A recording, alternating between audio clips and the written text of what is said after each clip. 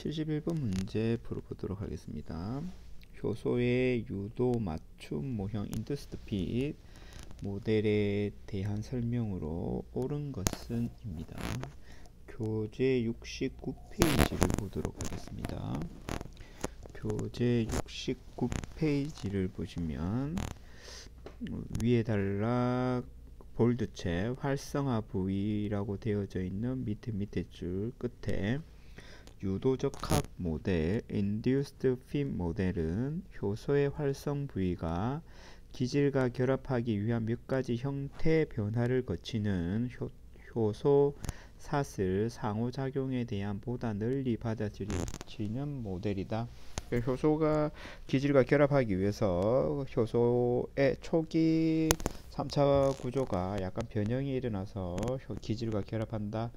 효소의 형태가 약간 변할 수 있다 라는 이야기이죠. 우리가 그 옷을 사러 갔을 때 피팅룸 들어가서 옷을 한번 맞춰보는 것처럼 효소도 기질하고 결합할 때 이 모양을 잘 가지고 있는 입체 구조 3차 구조를 약간 변형을 일으켜서 기질과 더 잘 결합할 수 있게 해준다 와 관련되어진 이야기가 인듀스드 핏 유도적합 모델입니다. 그래서 71번 보기 보시면 효소 적용은 적합한 억제제에 의해 결합되어 촉진되어진다. 기질의 모양에 맞추기 위해 활성화 자리의 모양은 유연성을 가지며 그 모양이 변형되어질 수 있다. 정답은 2번이겠죠. 3번 활성화 자리는 입체성이 다른 자리의 모양을 갖는다. 다른 자리 입체성 하고는 또 다른 이야기이고, 활성화 자리의 모양은 견고하기 때문에 완벽하게 상보성을 갖춘 기질만 결합할 수 있다. 이걸 락앤키 모형이죠. 그래서 71번의 정답은 2번 효소 형태가 유연하게 바뀔 수 있다. 2번입니다.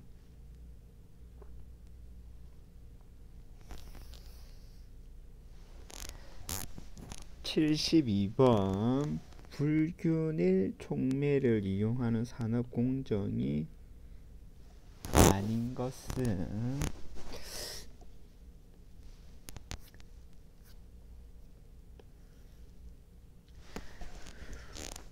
일반적으로 요 노란 책에는 관련되어진 이야기가 나와 있지 않습니다.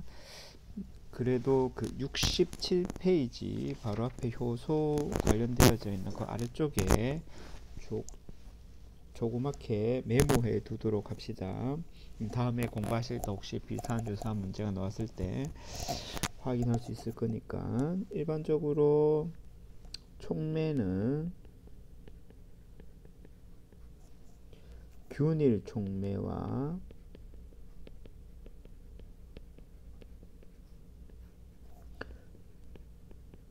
불균일 촉매로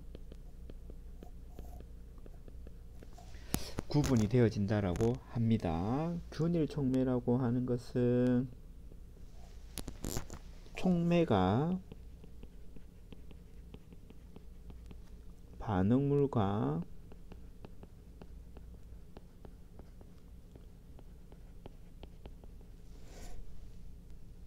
동일한 상으로 존재, 액상이면 액상, 고상이면 고상, 액체, 고체, 기체 이런 같은 상으로 존재할 때를 균일 촉매라고 이야기하고, 불균일 촉매는 그와 다르겠죠. 촉매와 반응물이 서로 다른 상으로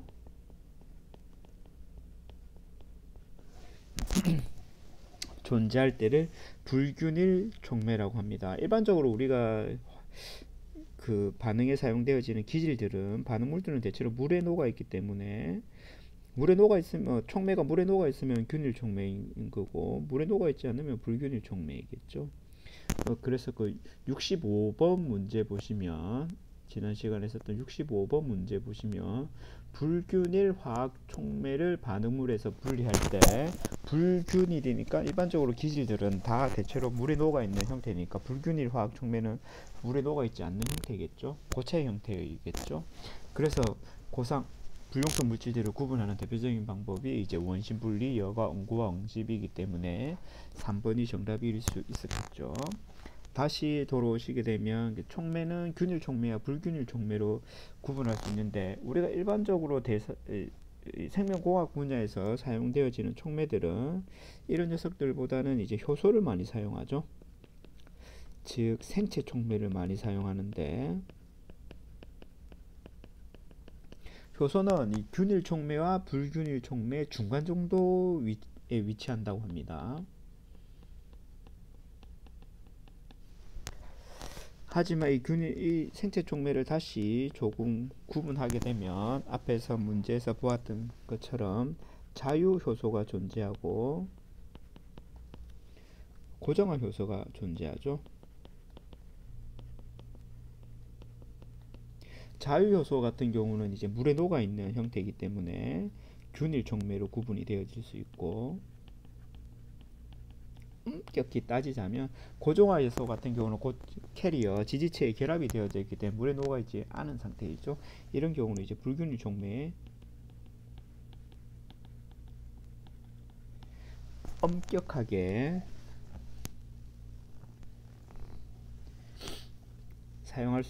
구분할 수 있다고 합니다.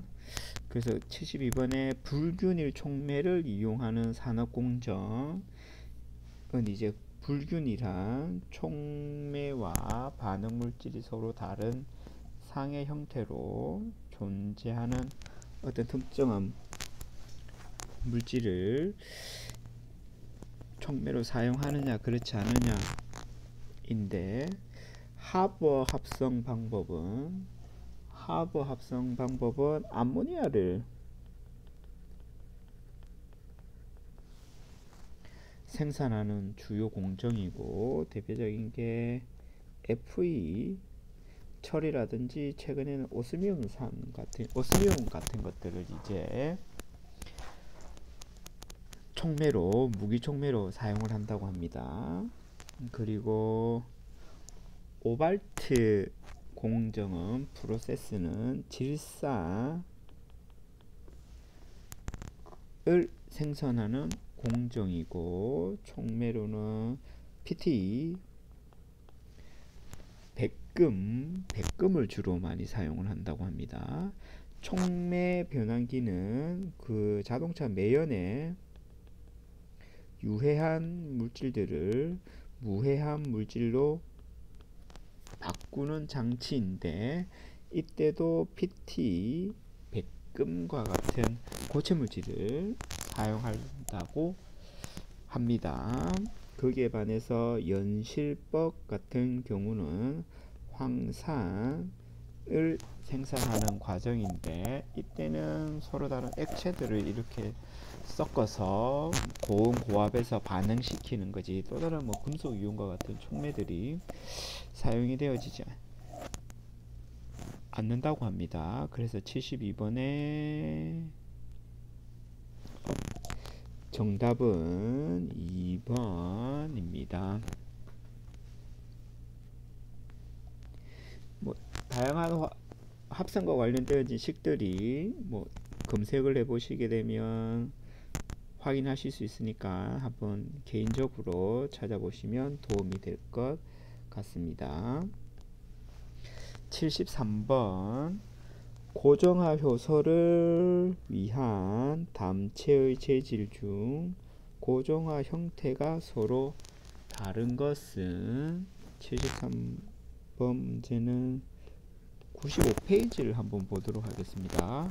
고정화 효소에 사용되어지는 캐리어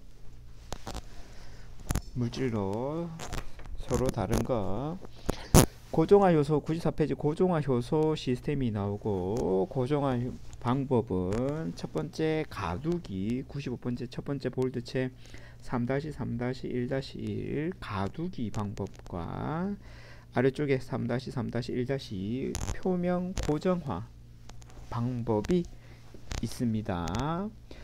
가두기 방법 먼저 볼까요? 두 번째 단락. 효소 고정화를 위해 사용되어지는 격자는 칼슘 알지네이트, 아가, 카파카라지닌, 폴리아크릴아마이드, 콜라겐과 같은 고분자 물질. 조금 전에 보기에 칼슘 알지네이트가 나왔었죠. 그래서 요 1번 보기는 이제 가두기 방법입니다. 그러나 계속 책을 보도록 하겠습니다. 다공성 요업 재료 규조토와 같은 고체 격자도 이러한 목적을 위해 쓰인다. 다공성 요업 재료 규조토와 같은 고체 격자 가두기 방법에 사용이 되어집니다. 다음 페이지 96페이지 위에서 하나 둘셋넷 다섯 줄 정도 내려오게 되면 효소 협착 표면 고정화에 사용이 되어지는 지지체 물질료는 알루미나, 실리카, 다공성 유리, 세라믹, 규조토, 점토, 벤토나이트와 같은 무기 재료, 셀룰로스, CMCDA 셀룰로스 또는 전분, 활성탄과 같은 유기 재료, 그리고 엠버나이트, 세파덱스, 다우엑스와 같은 이온 교환 수지 등이 사용이 되어집니다. 그래서 활성탄 같은 경우 표면 고정화죠.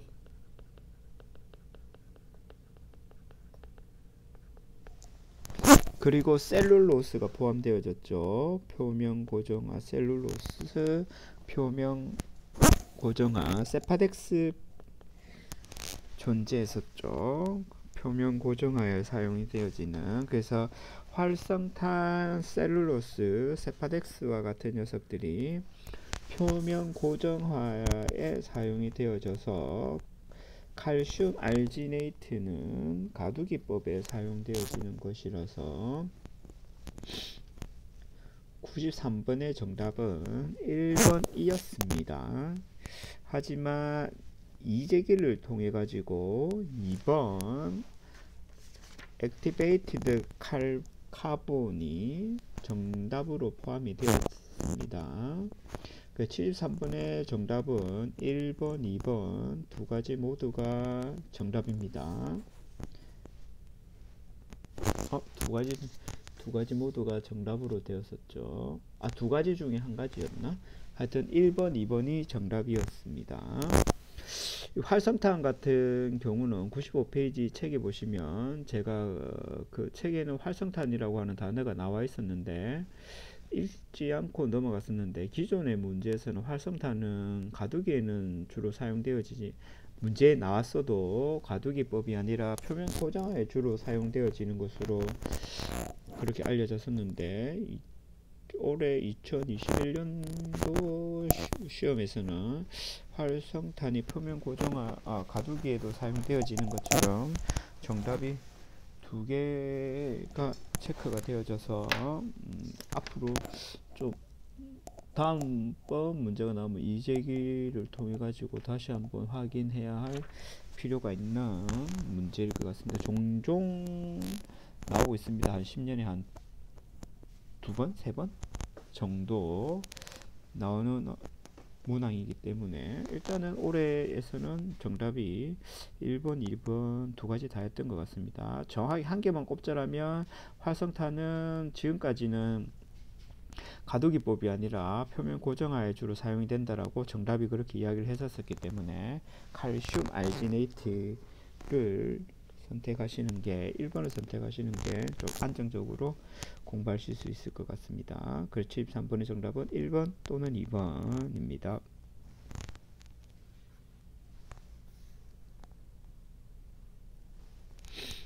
74번 아밀라제에 의한 전분 가수분해 반응에서 덱스트린은 이 효소 반응의 경쟁적 저해 물질이다.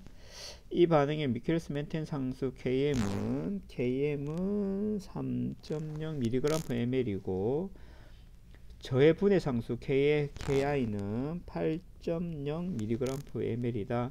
효소 반응 용액의 덱스트린 농도가 기질의 농도가 4mg/ml일 때 아밀로스에 의한 전분 가수분해 겉보기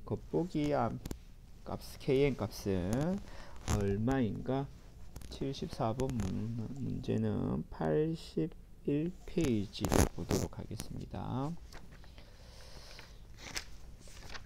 81페이지 제일 위에 C 나오죠. 실제 KM 다시는 KM 곱하기 1 플러스 KI 분의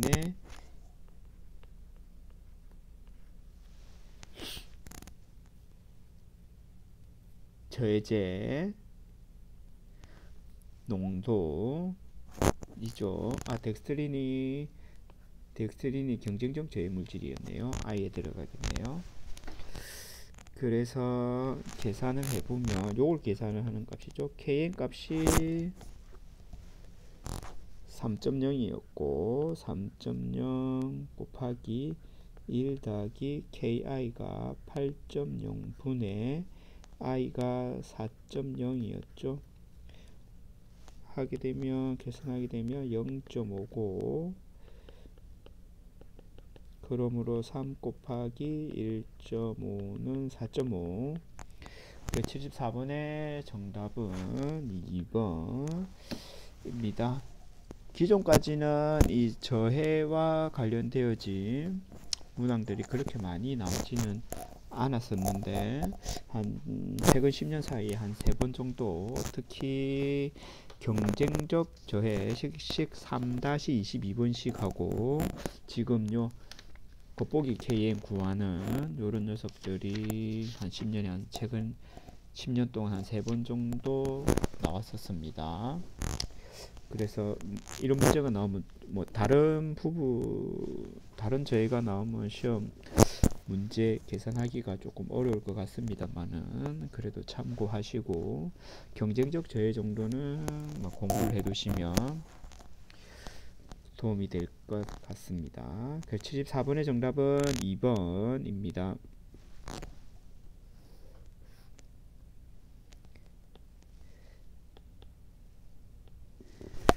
75번 고분자의 분리 정제에 많이 사용되어지는 크로마토그래피가 아닌 것은 크로마토그래피와 관련되어진 부분은 454페이지입니다. 한번 보고 넘어가도록 하겠습니다. 454페이지 가서 454페이지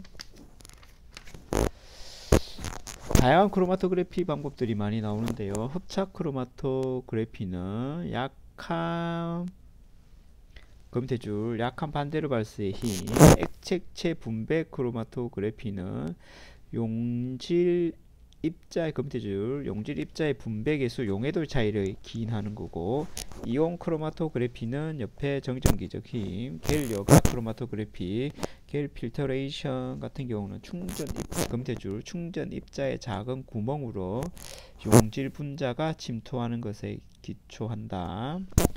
어피니티 크로마토그래피 같은 경우는 검태줄 리간드 사이에 특이한 상호작용에 기초하고, 소수성 크로마토그래피는 소수성 상호작용, 역상 크로마토그래피 한 종류이죠. 고압 액체 크로마토그래피 HPLC 다양한 물질들을 분리하는데 많이 사용이 되어지죠.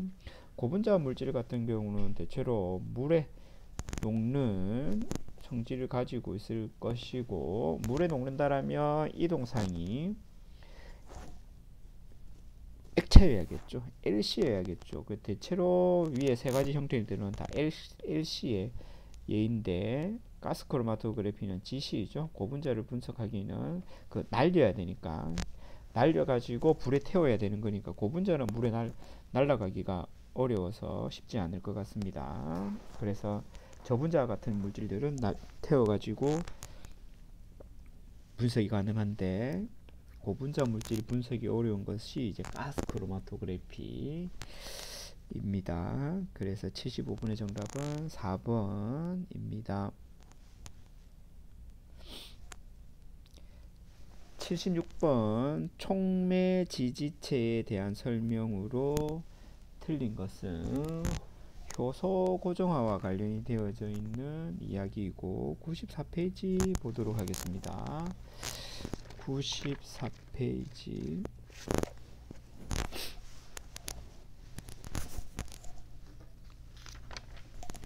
지지체와 관련되어져 있는 이야기들이 적혀져 있고요. 표면 고정화 조금 전에 표면 고정화 95페이지 제일 밑에 줄 보도록 하겠습니다. 한번 읽어보고 넘어가도록 하겠습니다. 흡착이란 효소가 반대로 발수의 힘 또는 분산력과 같은 약한 물리적 힘에 의해 지지 입자 표면에 부착되는 것이다. 흡착된 효소는 활성 부위가 전혀 영향을 받지 않아 흡착되더라도 거의 모든 활성을 유지한다. 그러나 결합력이 약하기 때문에 특히 강한 유체역학적 힘이 존재할 때 효소의 탈착이 문제가 되어진다. 그래서 흡착은 글루타르알데히드를 사용한 가교 결합에 의해서 안정화되어질 수 있다. 그 밑에 공유결합 옆에 효소를 공유결합에 의해 지지물질의 표면에 부착시키는 것 및 하나 둘 세 줄 내려옵시다. 지지물질의 관능 기능 그 밑에 줄 화학약품을 사용하여 활성화시킨다. 지지체를 활성화시켜서 효소하고 공유결합을 한다라는 거죠. 76번 문제 보도록 하겠습니다. 1번 모든 지지체는 활성을 갖지 않는다. 조금 전에 말씀을 드렸죠. 공유결합을 하기 위해서는 지지체 표면을 활성화시킨 다음에 효소랑 공유결합을 맺는 것이죠. 그래서 모든 지지체가 활성을 갖고 있지 않으면 공유결합이 되어지지 않겠죠. 그래서 76번의 정답은 1번입니다. 그리고 지지체는 촉매 지지체뿐만 아니라 효소 고정화 효소 말고 세포 고정화도 있습니다. 세포 고정화와 관련되어진 이야기는 332페이지 지지체와 관련되어진 이야기가 나왔기 때문에 이 부분까지도 한번 보고 넘어가도록 하겠습니다. 332페이지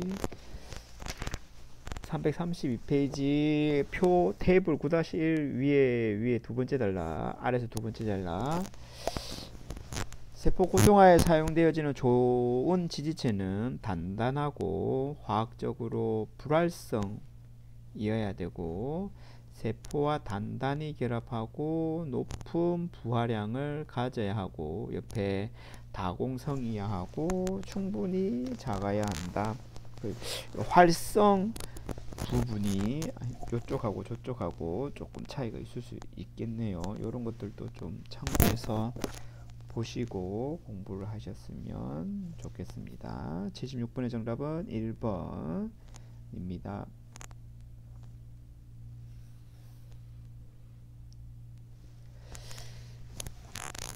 77번 문제 락토바실러스에 의한 포도당으로부터 젖산 발효 시 기질에 대한 실제 산물 수율 일드 pps가 0.4일 때 젖산 100g/L를 생산하기 위해 포도당 기질의 농도 일드와 관련되어진 이야기는 교재 265페이지에 나오고 있습니다. 265페이지 잠깐 보도록 하겠습니다. 교재 265페이지를 보시면 256페이지 일드와 관련되어진 이야기가 앞뒤로 많이 나와 있습니다. 수율 3-7-3 수율 계수의 이론적 예측 거기 와이퍼, 와일드, 엑스퍼 S가 나오죠. 기지를 이용해서 세포수가 얼마만큼 증가하는지와 관련되어지고, 우리 문제에 나왔던 피퍼 S 같은 경우는 기지를 이용해서 프로덕트가 얼마만큼 많이 생산되느냐 이죠. 이 값이 0.4였고 젖산이 프로덕트죠. 젖산이 100g per 리터일 때 X죠. 그러므로 X는 0.4분의 100이죠. 0.4분의 100은 250입니다. 그래서 77번의 정답은 1번입니다.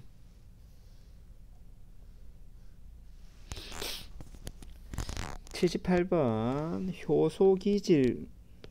효소기질 복합체의 설명으로 틀린 것은 효소기질 복합체 관련되어진 이야기 69페이지 보도록 하겠습니다. 효소와 관련되어진 이야기입니다. 69페이지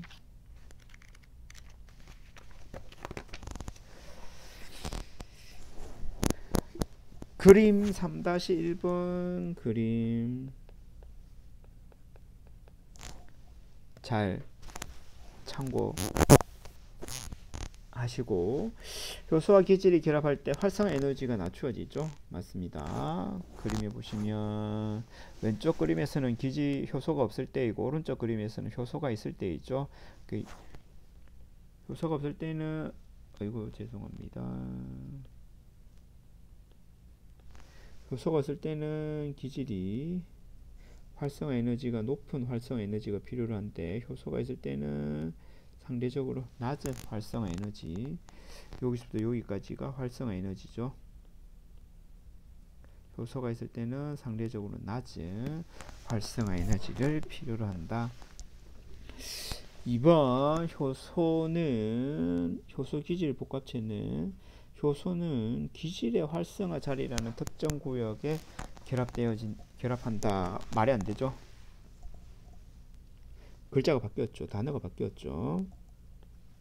기질은 효소의 활성 자리라는 특정 구역에 결합이 되어지는 거죠.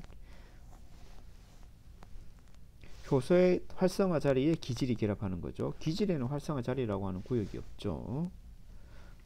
효소의 기질이 결합하는 거지, 기질이가 효소에 결합하는 게 아니라는 의미죠. 효소의 활성화 부위, 활성화 자리에 기질이 와서 결합한다. 그래서 78번의 정답은 2번입니다. 3번 보기, 효소와 기질의 최대 결합 에너지는 끊어지는 말랑 반응이 일어날랑 말랑 하는 전이 상태일 때 최대가 되어지고, 효소와 기질 사이에 수많은 약한 결합이 형성되어질 때 자유 에너지가 방출이 되어진다. 활성화 에너지가 낮추어지는데, 이때 감소되어지는 값은 효소와 기질 사이에 그 약한 결합들이 대신해 주기 때문에 자유 에너지가 감소가 되어지는 거죠. 78번의 정답은 2번입니다. 79번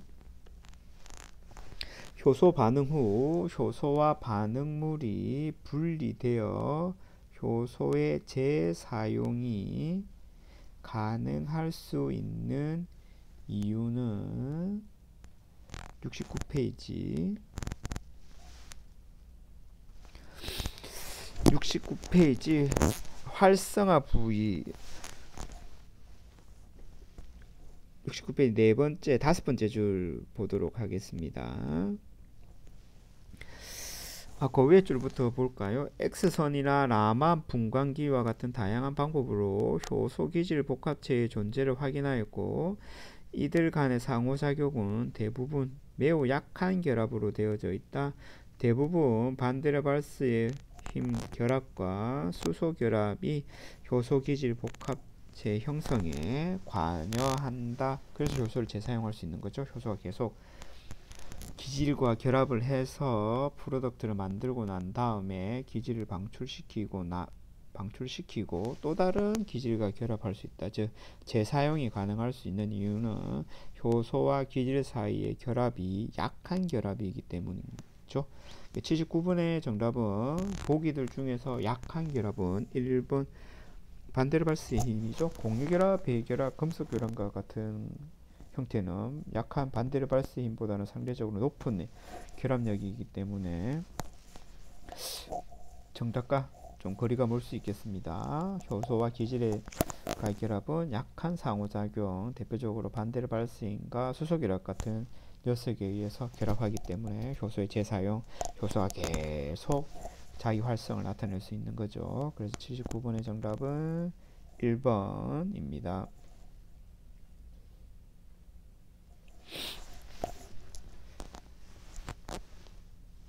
80번 흡착법에 의한 효소 고정화 기술에 대한 설명 중 틀린 것은 좀 전에 95페이지 보도록 합시다. 95페이지 조금 전에 우리가 읽었던 흡착 제일 아래쪽부터 읽었었죠. 거기 보게 되면 1번 보기 결합력의 세기가 약하죠. 상대적으로 공유결합에 비해서 흡착은 약한 에너지를 가지고 고정화의 과정이 간단합니다. 약한 힘에 의해서 결합하기 때문에 간단하다. 일정한 담체에 많은 효소를 협착시킬 수 있다. 책에 보시면 그러나 결합력이 약하기 때문에 특히 강한 유체 역학점의 힘이 존재할 때 효소가 탈착에 의해서 떨어져 나간다라는 거죠. 떨어져 나갈 수 있다라는 말은 최대로 많은 효소가 결합할 수 없다. 그래서 80번의 정답은 3번.